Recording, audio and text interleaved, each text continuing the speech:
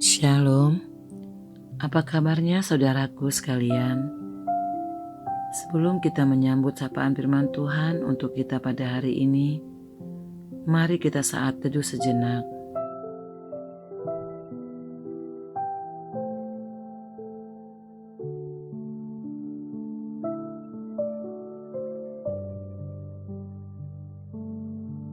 Amin.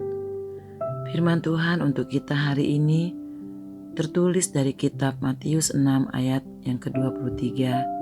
Demikian dikatakan, "Tetapi carilah dahulu kerajaan Allah dan kebenarannya, maka semuanya itu akan ditambahkan kepadamu." Judul renungan kita pada hari ini yaitu Jalan Kebenarannya. Nats hari ini adalah rangkaian pengajaran Tuhan Yesus dalam perikop hal kekhawatiran akan hidup ini yang dikutip dari Matius 6 ayat 31 sampai dengan yang ke-34, yang mana pada intinya Tuhan Yesus meninggalkan alamat rumahnya secara khusus kepada kita, yaitu kerajaan Allah, dengan peta serta legenda jalannya yang sangat jelas, yaitu kebenarannya. Dan di tempat itu segala kekhawatiran akan luntur dan tanggal. Tafsiran yang paling sederhana dalam Matius 6 ayat ke-33 untuk kata-kata mencari kerajaan Allah dan kebenaran Allah ialah mencari untuk menjadi taat kepada Allah.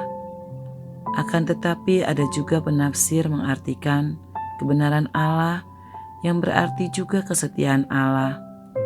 Kesetiaan yang menolong dan membela orang yang mencari Allah. Tetapi bagaimanapun juga, maksud Tuhan Yesus adalah jelas. Kalau kita terutama mencari kerajaan Allah, maka Allah akan memberi juga apa yang perlu untuk kehidupan jasmani kita.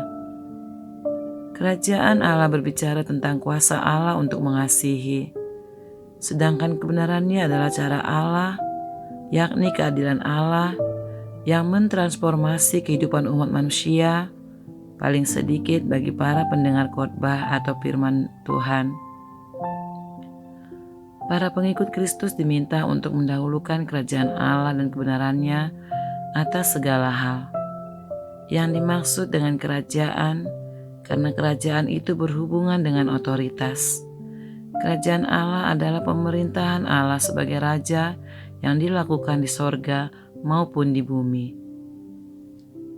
Pada waktu Tuhan Yesus ada di dunia ini, Dia yang adalah firman hidup, firman yang menjadi manusia, yang menghendaki dunia ini menjadi kerajaan Allah, di mana segala kuasa kegelapan dipatahkan, segala kuasa kutuk dihancurkan, segala yang meminta dalam kebutuhannya diberikan, dan itulah yang Tuhan Yesus lakukan dengan pengusiran setan-setan serta kutuk, menyembuhkan yang sakit dengan mujizatnya, dan menghidupkan Lazarus yang telah mati sebelumnya, bahkan memberi makan 5.000 orang laki-laki dengan hanya 5 roti dan 2 ikan.